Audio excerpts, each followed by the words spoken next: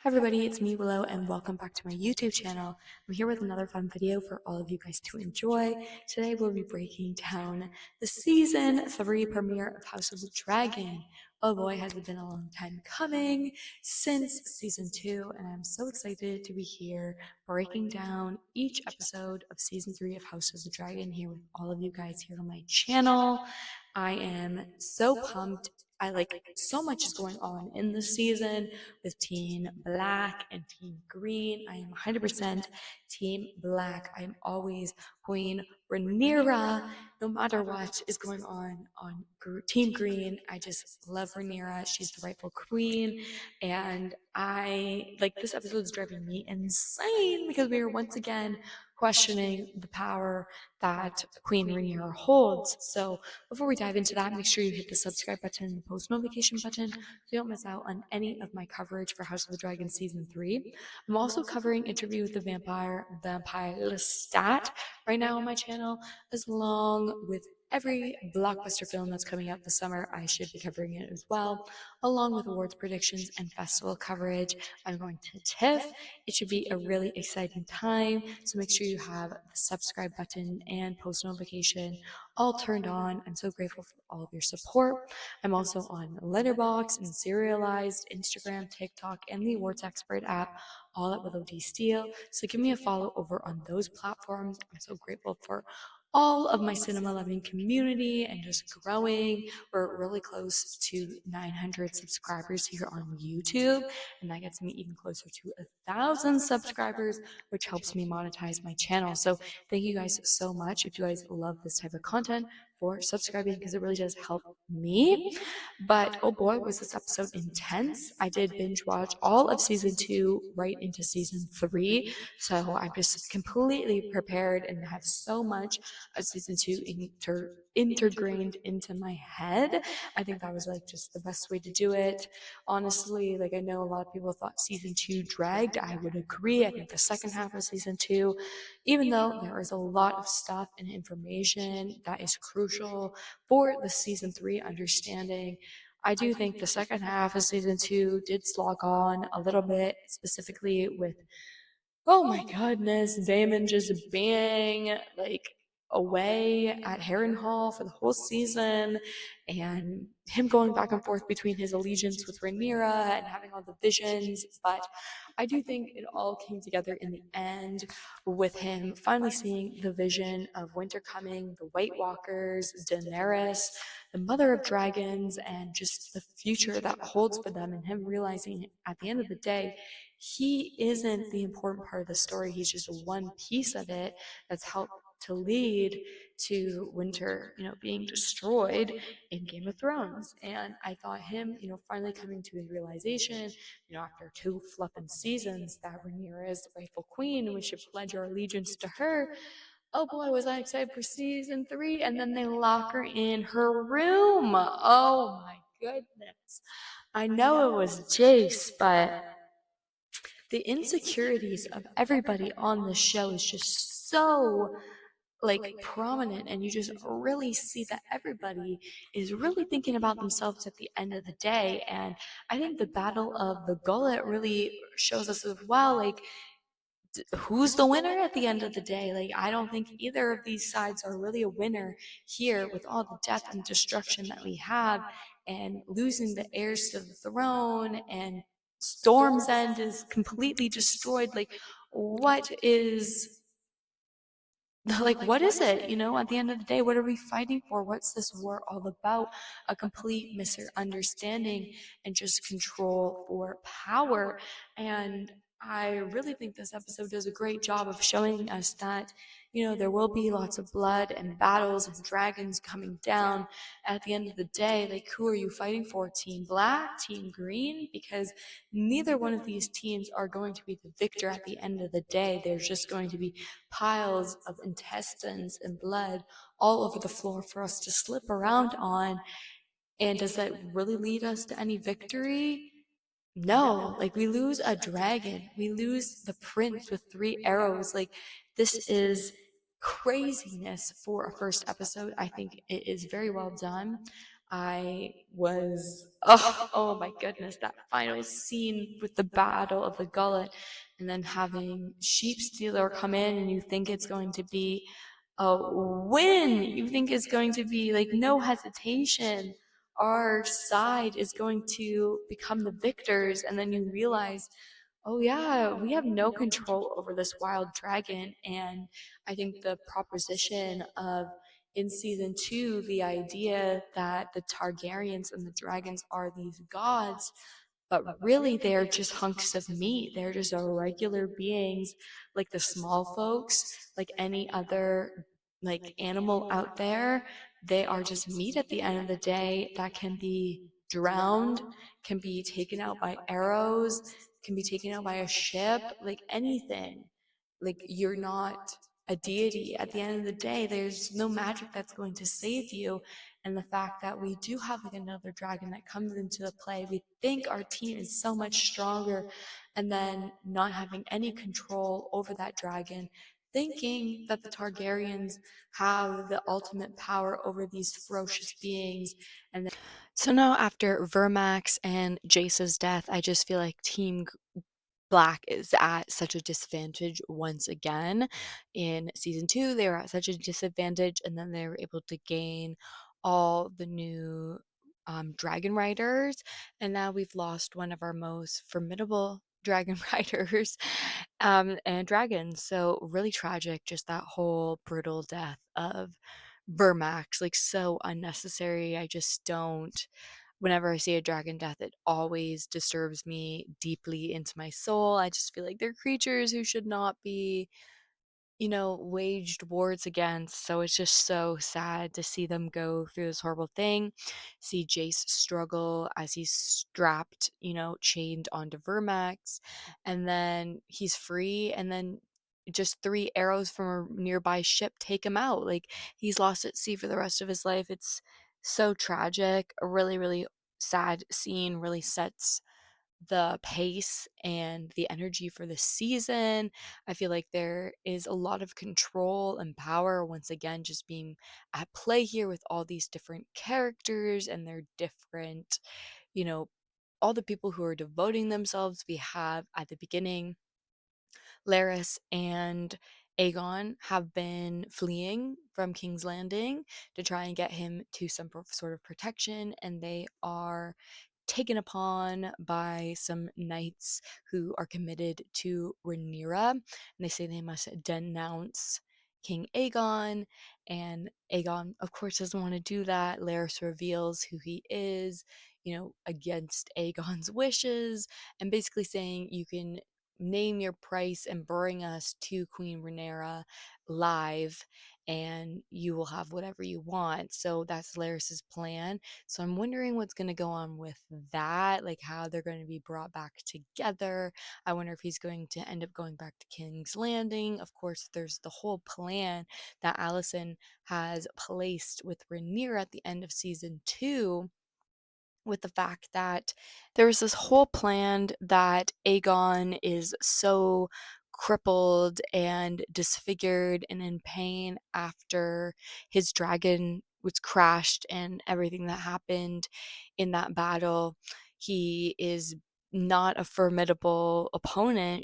He's like laid stricken, bedridden, and we have Aemond is supposed to be flying to meet with Sir Criston Cole and her brother so they can all come together and fight against Harrenhal, against Darren. And Alicent's like, okay, this is the perfect time for you, Rhaenyra, to fly in with your dragons to King's Landing, and you can stake your claim as the rightful queen, and I will convince Aegon to allow this to happen, and Mia and Helena won't do anything as the queens. You can just come in and take your rightful place. And of course, everything sounds, oh, this could be perfectly planned, or it could be a trap. And Rhaenyra is going along and she wants to agree. She wants to trust Alicent. She has that, kinship of her. They were used to be best friends. She wants to believe that she has finally seen that she has done evil and has created a bunch of mishap and war due to not understanding Viserys's last words about Aegon. Oh, it's just insane to see this coming back and how Alicent's like, okay, I realized that this war is actually going to happen and that the people in my life are going to be directly affected by this. I'm going to be affected by this. I need to stop this. If this is the last chance possible to let Rhaenyra come in and become queen, then she should take this chance. I will convince my sons to allow this to happen. And of course, now that Aegon is on the run, he's left his throne available in and swoop in and become king.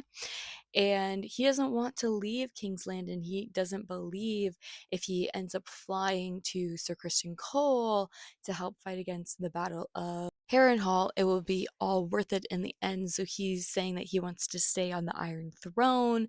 And of course, Alicent's plan of having Rhaenyra walk in, that's not going to happen if Vhagar and Aemond are there at the ready, you know? And of course, we see Alicent really trying to convince him to leave, to go fight with Sir Christian Cole. And then we have this, oh my goodness, crazy kiss between Alicent and Edmund. And oh my goodness, I was not expecting that whatsoever.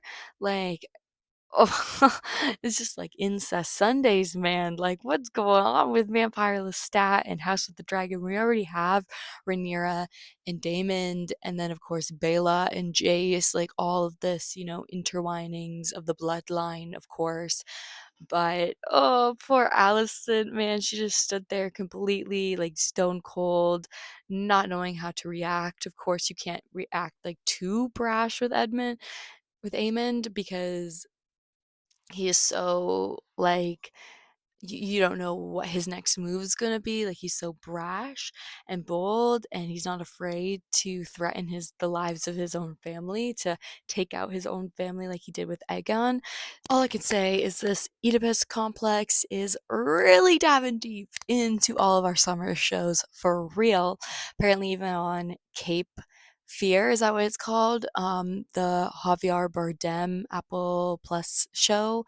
There's like incest going on in that show too. I haven't dived into that series yet, but apparently it's incest Sundays, incest summer. Like, what is going on with the Oedipus?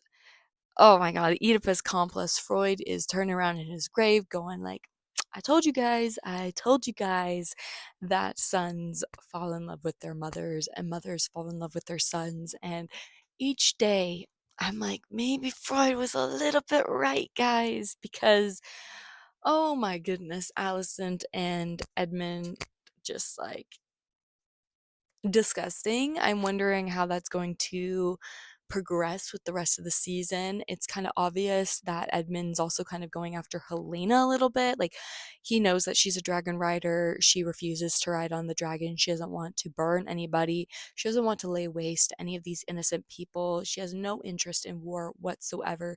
She is a dragon seer. She sees all of these visions of horror, of death. She knows what's coming. She knows her own death. Like, she just does not want to participate whatsoever. So seeing, Aemon really going after her, being like, you have to get on your dragon, you have to ride into battle.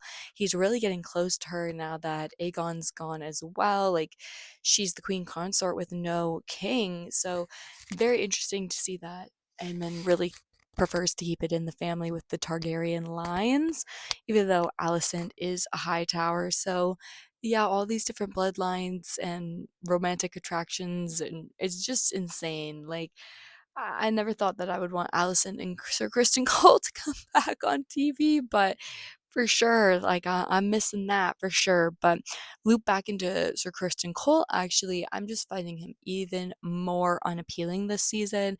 We have this scene opening up with Alicent's brother seeing one of the soldiers basically completely assault one of the village women that they have taken over, waiting for Edmund and the rest of the crew to come so they can join and fight against Darren at Harrenhal, and they have just been waiting for weeks for Aemon to come and join them, and they have had no word.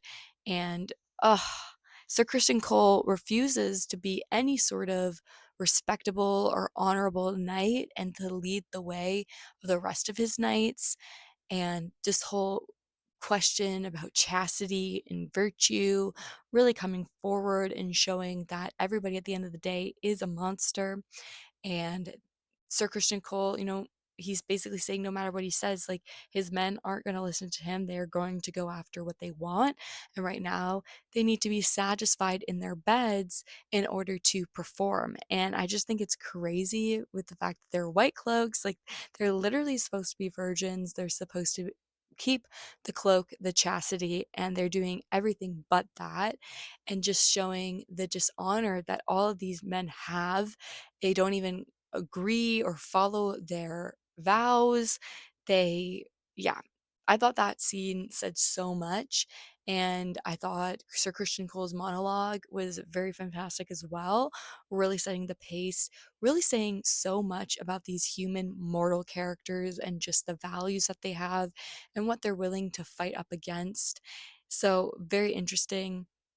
I think the bastard stuff, again, like, I'm not as interested in this bastard storyline, like, specifically with, like, Ulf. Like, he is just so annoying, so unworthy to be a dragon rider. He is just being so, like, no manners towards Queen Rhaenyra, like, literally sitting at the table with the damn queen who brought you here to be a rider, and no respect for her people or her. Like, it's just disgusting to see that they're at this place in the war that they're letting anybody be these dragon riders, and they have no insight of the history of the Targaryens, of the dragons. They don't know High Valyrian. They don't know anything. Like, they don't know how to be a dragon rider, and they're expected to ride into battle in 2 days. We already lost Jace and Vermax. Like, what more dragons are we gonna lose in this dance of the dragons? I am so frightened. I hate seeing all these dragons be lost at what? At this human-made war. Like, it's so, so frustrating. Speaking of the bastards, we also have Sir Corlys is bastards, Alan and Adam. I do think I find them a little bit more intriguing than the Targaryen Backs. I don't know why I'm a little bit more of a Targaryen than of Valerian, but I do find it interesting, this relationship, especially with what Alan has to say to his father in this episode, and how, all of last season, he's kind of like forcing him to be his first mate and, really build this ship for the battle that's coming forward. And Corliss is like, I'm just trying to help you. I don't know why you're not being respectful or having the passion. There are so many men out there who'd kill for this job. And then Alan just gives him a piece of his mind and saying, help me. You have never wanted to help me. When I was a child, begging and selling fish and living off scraps, I saw you walking around with fur with your heir, who is now dead, along with your daughter, who's also dead. And all that's remaining is me and my brother, who you turned your cheek on our whole lives until your heirs were dead. So I think it's very fascinating that we're getting this stance from the bastards, being like, we've had so many different bastards conversation. Of course, Jace having this feeling of illegitimacy because he is a bastard. He's not a true Targaryen Valerian like he's made to be believed. And of course, everybody knows that he's a bastard due to his dark hair. Then we have the Targaryen bastards who are coming in to be dragon riders. And then we have the bastards of Corlys, and understanding that relationship, especially since Rhaenyra has died as well, and having that relationship basically be severed so he can now have a relationship with these bastard sons and try and continue his line forward. and seeing, Stormenge be destroyed, having everything on fire, and him being completely distracted, and then Corlys, ending up in the sea. We don't know what happens to him. Alan having to take the helm and destroy the enemy, and Adam's out there somewhere on sea smoke. So very interesting to see these bastards and how they've kind of evolved over season 2 here to season 3. And of course, now Corlys, we don't know what's happened to him. He's lost to the sea. Will Alan step up and become, the new leader? Like, I'll be very interested to see, how he kind of controls the Valyrian fleet for the rest of the season. If Corlys doesn't come back, what level of legitimacy is he going to try and take? As he's been denying his birthright this whole beginning of this premiere, but then at the end, when his father's life is at stake, he literally goes, "Father," and like jumps into the water after the enemy and tries to save the day. So I do think these bastards conversations are very interesting and intriguing, especially when we're comparing, the Valyrians and the Targaryens to be gods, deities, the ones who communicate with the dragons. And at the end of the day, they're turning to their bastards to really helm their legacy and to propel their family line forward, right? Like, all the legitimate heirs are continuing to be murdered. All we have left are these bastards with a bit of, the blood running through them. So I do think that's an interesting, correlation, especially as it connects to Jon Snow, being a bastard, but actually being a legitimate heir, to the Iron Throne, like that conversation being tied in. So I do think this is intriguing. Like, obviously, there's trying to tie this in, it's important. But I do prefer, Rhaenyra and like learning about her. I am highly disappointed in this episode that she was locked up the majority of it.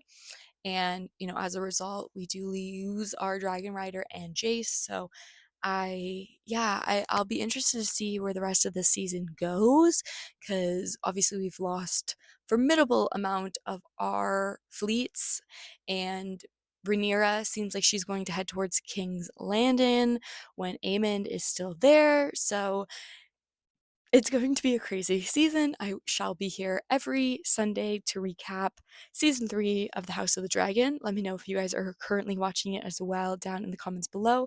I'd love to hear all of your guys' thoughts. What was your favorite part of this episode? I do think the Battle of the Gullet was my favorite. I think it was so eye-catching. I do agree with a lot of people that I do think this episode would have been a little bit more well-suited as a season finale for season 2, as I do think bits and pieces of this episode do drag similarly to season 2. So I do hope the rest of the season picks up and we do get a lot more action, because I do think the most intriguing parts of this episode, even though I do love the dialogue, the history, the world building, I do think the action is just something that we are desperately in need of. And I loved seeing the intestines, the blood, all on the ship. It was so interesting to watch, seeing the dragons, flying above are always so mesmerizing as well. So I'll be interested to see the more war, like, we're legit in the war now on the battlefield. So I hope we get a lot more action, a lot more dragon, and yeah, glory. I'll be interested to see, how the rest of the season goes by. Make sure you hit the subscribe button, the post notification button, so you don't miss out on any of my future House of the Dragon content going forward. I'm also covering the Vampire Lestat here on my channel, as well as all the summer blockbusters that are coming out. I'm going to TIFF in September, so if you have post notifications on, you won't miss out on any of my coverage going forward. I'm also on all the major social media platforms, Letterboxd, Serialized, where I have all my House of the Dragon in, moment reviews uploaded. Instagram, TikTok, the Awards Expert app, all at Willow D Steele. So give me some love over on those platforms. I'm so grateful for all of your guys' interaction. It really helps to push me out into the algorithm. All of your likes, your comments, your following. It really helps to promote my channel for more people to see it. I'm also almost at 900 subscribers. That's getting me closer to 1,000 subscribers, which will help monetize my channel. So thank you guys so much for all of your support. I'm really deeply grateful for it. And until my next video, keep getting lost in cinema, guys. Bye.